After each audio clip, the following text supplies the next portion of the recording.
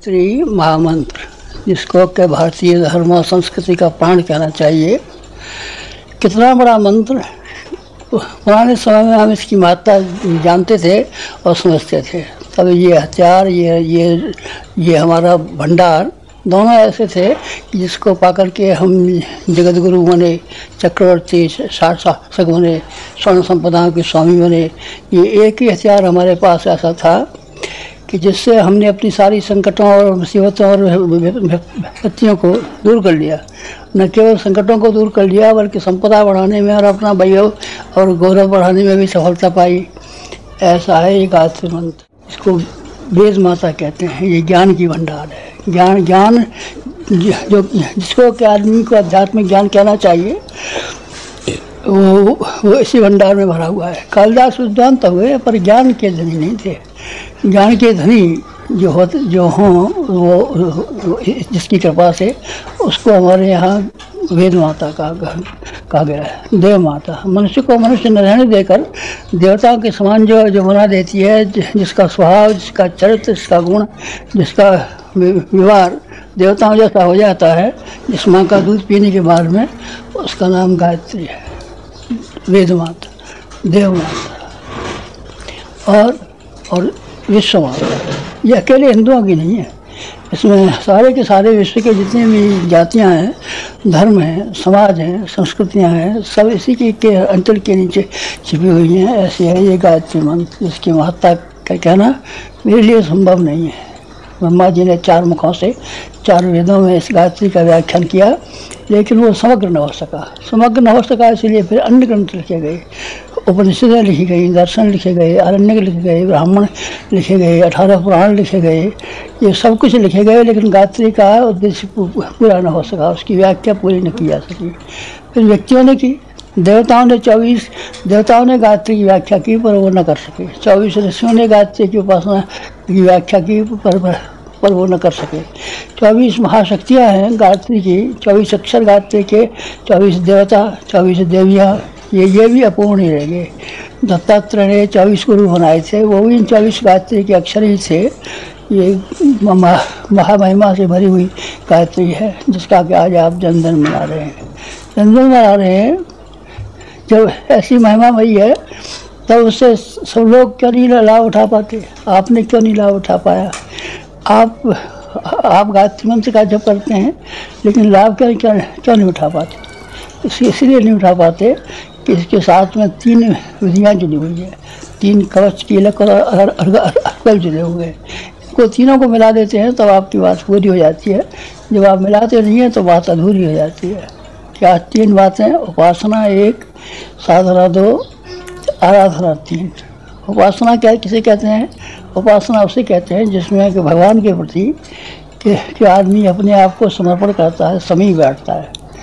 भगवान आपने देखा नहीं है तो भगवान का प्रतीक एक और है, जिसको हम गुरु कहते हैं। गुरु मंत्र है ये गायत्री मंत्र। गायत्री मंत्र किताब में से अगर आपने पढ़ लिया है, याद कर लिया है और उसको बोलने लगे हैं, जप करने लगे हैं, तो वो लाभ प्राप्त नहीं हो सकता। दीपक को जलाने के लिए माचिस की आवश्यकता होती है। माचिस अगर आपके पास नहीं है तो दीपक में घी भरा हुआ हो 1, दीपक में रुई भरी हुई हो 2, ये सब हो तो तभी आप वो लाभ नहीं उठा पाएंगे जो को उठाना चाहिए। माचिस से या कहीं से भी, मोमबत्ती से, आग से उस दीपक को प्रज्वलित करना पड़ेगा।